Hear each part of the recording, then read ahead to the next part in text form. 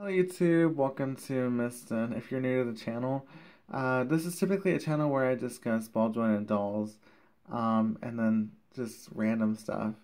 But today I wanted to take a moment to talk about a Netflix TV show. And if you clicked on this video, you know what it's all about.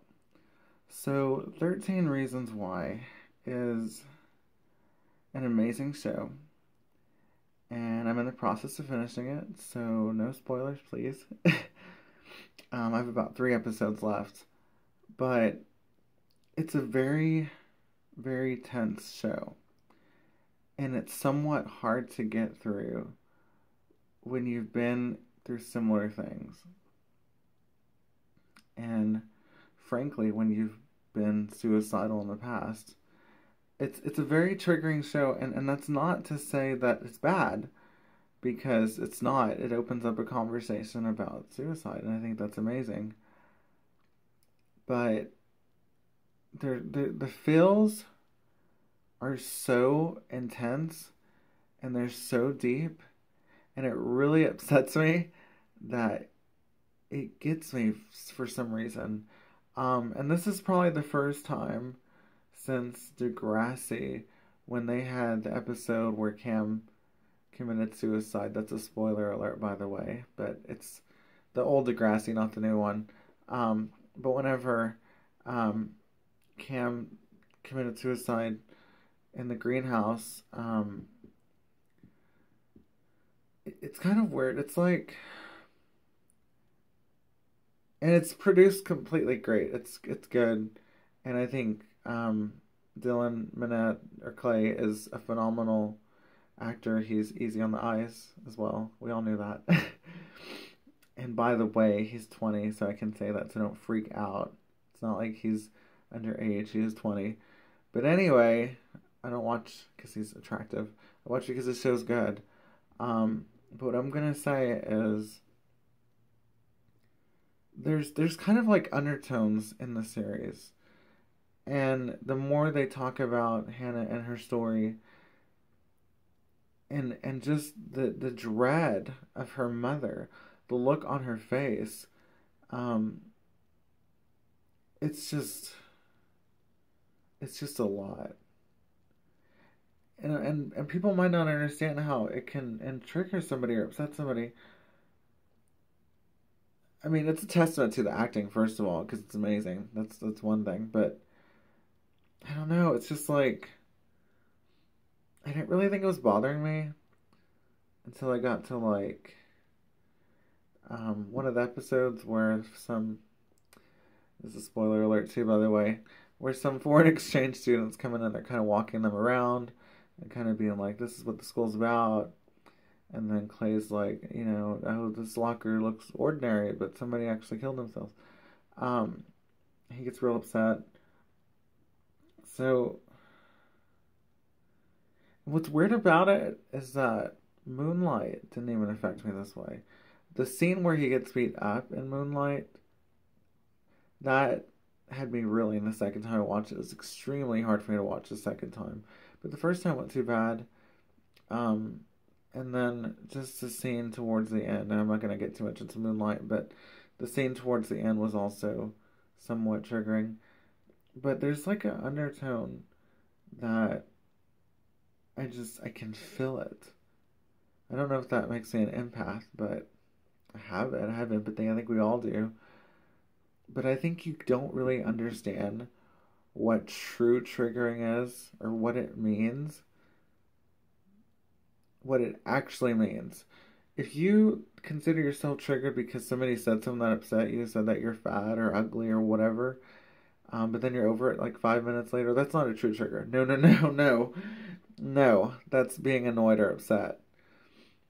A true trigger stays in your mind. It gets engraved in there for a few days. Um, because like I said, I got to episode 9-ish, I think. Um, yeah, because I think 10's next. And it's not even that heavy. I mean, it is heavy. It's a lot.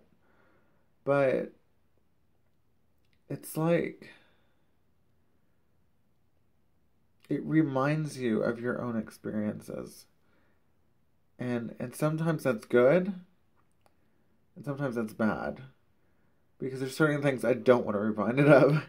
Like, I went through a lot, before high school, and I went through a lot during high school, and I went through a lot after high school, because I've said this time and time and time again. And shout out to Mother Bat, by the way, who's a phenomenal YouTuber who talks about what I'm about to say. Bullying does not begin or end after high school. So, after you start high school, it doesn't begin. After you end high school, it doesn't end. It's an ever-growing thing, and I think what people don't realize is how you can truly, truly hurt somebody. And I love that people are talking about the subtext of everything you do matters. Everything you do now counts. You should think about what you say, what you do, what tone you take. I've said that before as well.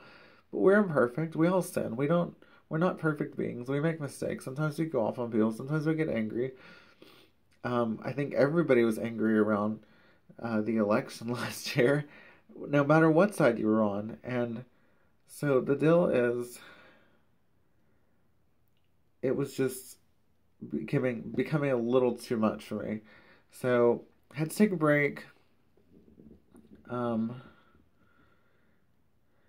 and I'm gonna finish it soon. But it was just a lot for me at the time. It was just, I don't know what it was. It's just weird. It's just like in my head. And it was like so dark. And there's just seeing her face, like so much dread and sadness, and she just looks like she's really suffering. And I'm just thinking there, how can her child have done this and put all these small little things above her family? And I'm just so confused by that part. And again, like, there might be stuff coming up I haven't seen yet. But, I mean,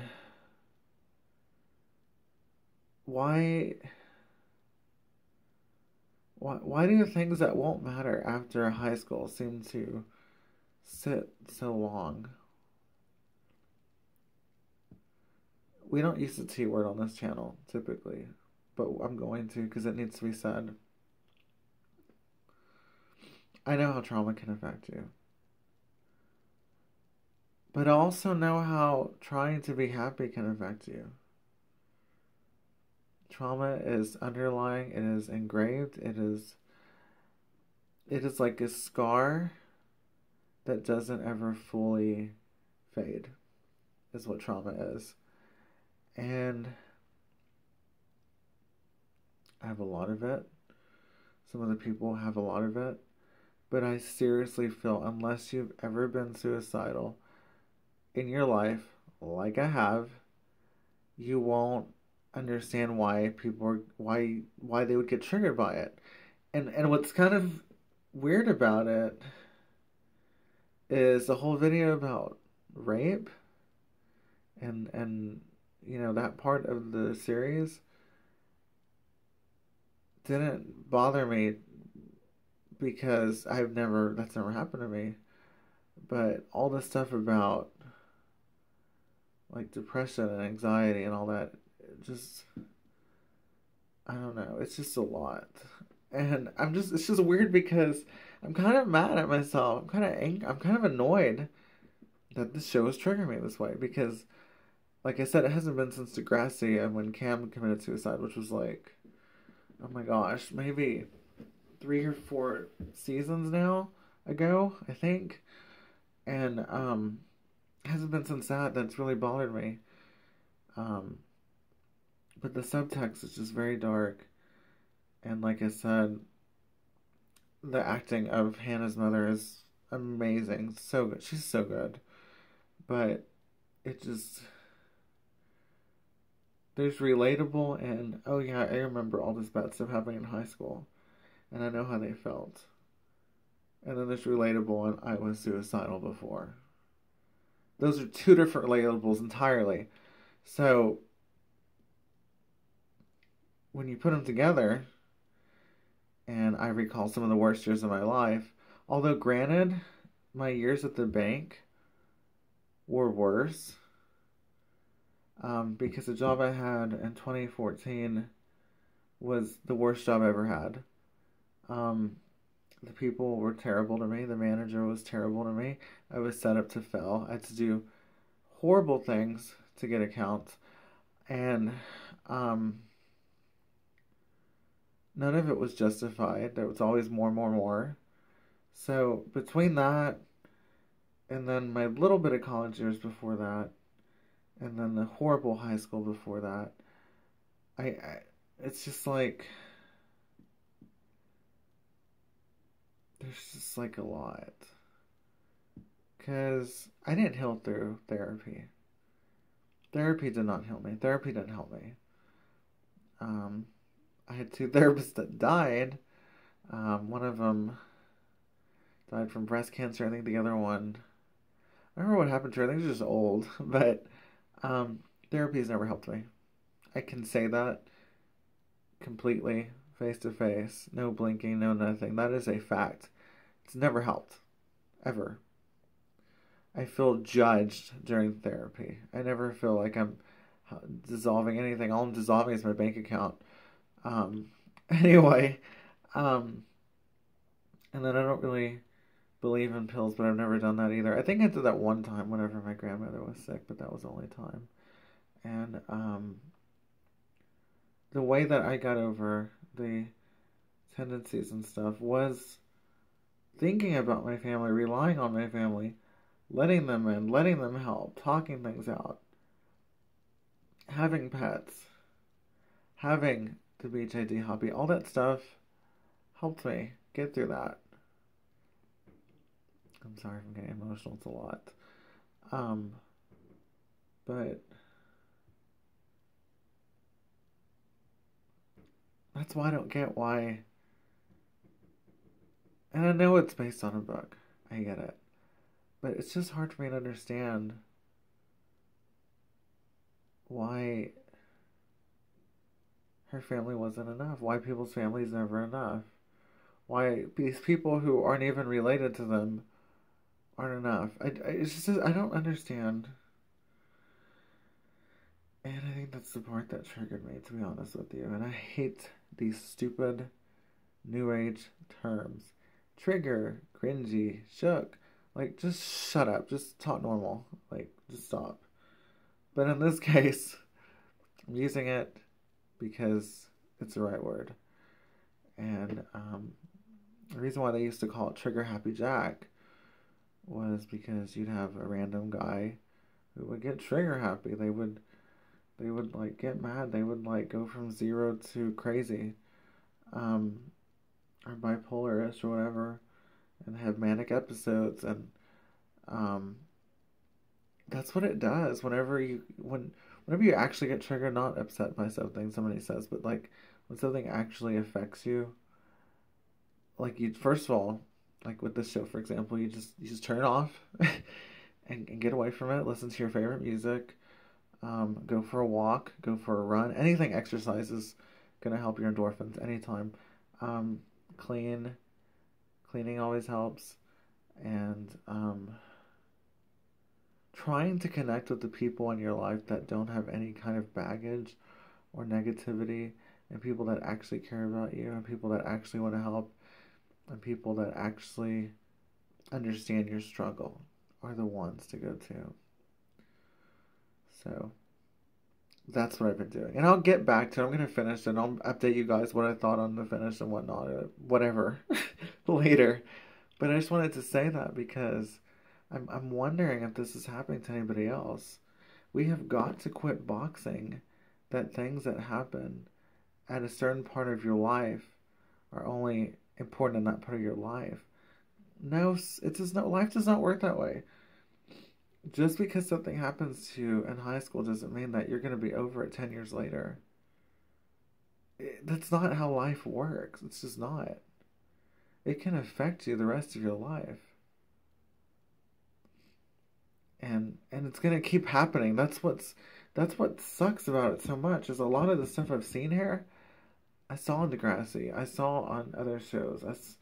And we're talking about shows back in like 2000 or before the millennium. We're talking about this. I mean, this is not a new issue. This goes all the way back down for years and decades and years and years and years, and people turn a blind eye to it. But when you've been in a situation like that, it just fills your heart with good memories of survival and like getting through it. But then on the other side, it just reminds you of just terrible feelings.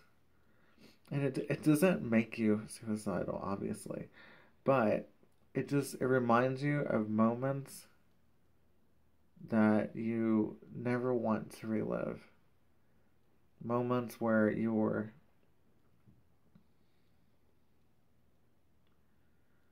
moments where you checked into the clinic and you turned to your parents and you told them, I can't come home tonight because this is too much. And what's happening in my life is, and you're not enough, and I know it hurts to hear that. But I need this treatment right now. And I'm not saying that to hurt the show or anybody involved, but it is a real general reaction as to what it brings out to people who have gone through stuff like that. Anyway, that's all I want to talk about in this video. I'm gonna end here before I get too upset. And I'm not real upset about the show itself. I think it's amazing, and a lot of it's great. And like I told you, Clay is easy on the eyes, but it's just been a lot. I'm gonna finish it soon. I just wanted to make this video, and now I'm calm down. Alright, thank you guys for watching. It's such a long one today. If you did like this video, hit the like button and notification below.